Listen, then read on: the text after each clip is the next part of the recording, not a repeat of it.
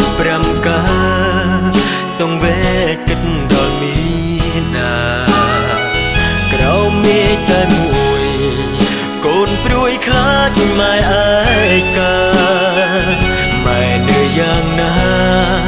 ស្រែងងាប្អូនថែម៉ែទីសំបុកឥតបា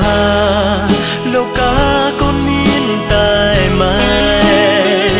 ម៉ែគឺដួងខែរះក្បែររូបកូនទាំងទ្វេផ្ទះខ្ទមកំសត់កត់បត់ម៉ែច្រៀងបំពីម៉ែលក់ស្រែគេឲ្យកូនបន្តសិក្សាវិថីវែងឆ្ងាយឈាមម្ដាយខ្លាយជាទឹកបិចញឹងម៉ែដូចពេញរំលេចក្រងខ្សែវាសនាទោះជូបោកខ្លាំងម៉ែបាំងប្រឆាំងទេវតាម៉ែប្រាប់កូនថាកូនប្រុសសម្លឹងឲ្យឆ្ងា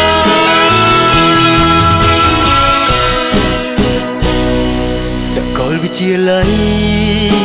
និស្ស័យនិស្សិតនៅវត្តមើលខ្លួនចិត្ត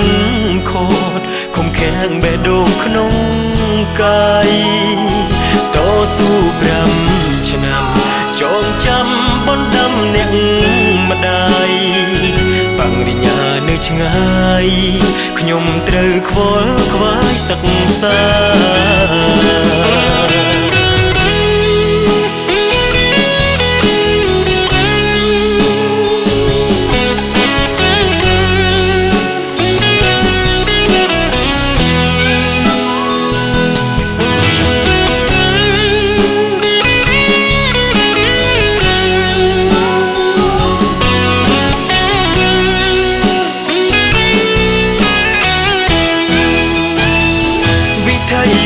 ឆ្ងាយជាម្ដាយខ្លាចជាទឹកបិចញឹងម៉ែដូចពេញរំលេចក្រងខ្សែវាសនាទោះព្យុះបោកខ្លាំងម៉ែបាំងប្រឆាំងទេវតាកូនតាំងចិត្តថាយកបង្រិញ្ញាជូន